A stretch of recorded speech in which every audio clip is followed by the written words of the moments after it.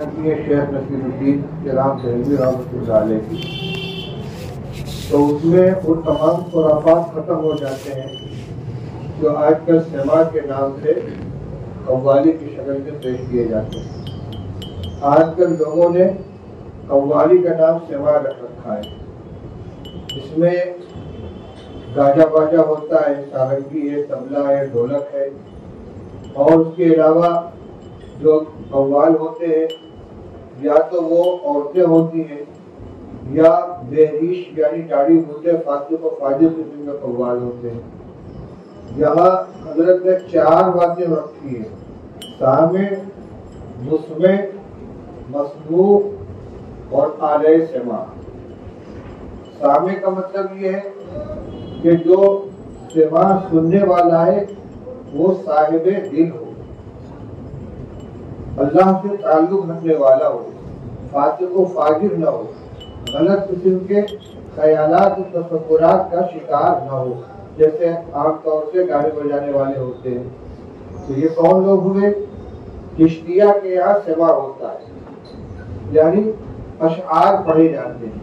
تو ایک تو جو سامع ہے وہ عورت نہ ہو، بہریش لڑکا نہ ہو، نہیں، سامع تو وہ ہو کہ جو صاحب دل ہے، یعنی اللہ کی معرفت رکھنے والا، اللہ کا ڈرنے والا، نیک اور پاک۔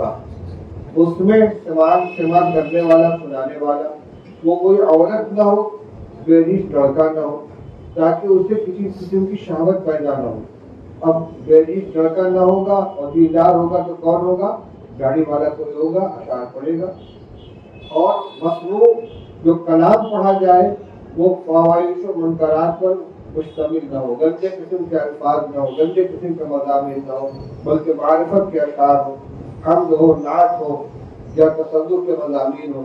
اور آلہ سماع کا مطلب کیا ہوا کہ یہ گاجا باجا، سارنگی، طبلہ وغیرہ وہاں پر نہ ہو۔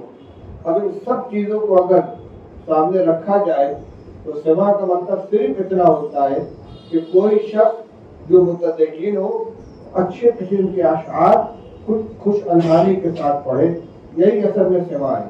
اور چشتیہ کی یہاں یہی چیز تھی، اس سے اردو پر ایک وجہ کی کیفیت جاری ہوتی تھی، لیکن اپنے ہوش و حواس کے اندر باقی رہتی تھی۔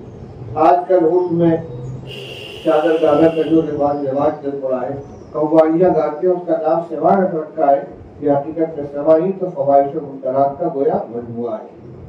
چشتیہ کے یہاں سماع کی کیفیت سماع ہوتا ہے، لیکن اتنا ہی ہوتا ہے کہ کوئی اچھا آدمی خوش الحانی کے ساتھ کوئی اشعار پڑھ رہا ہے اور اس سے ایک کیفیت تاری ہو جاتی سننے والے کے اوپر۔ اس کے علاوہ اس کے ان 4 شرطوں میں اگر کوئی ایک شرط بھی ختم ہو جائے گی تو وہ سماع جائز نہیں ہوگا اور اس کو سماع کہنا حقیقت میں غلط ہو جائے گا۔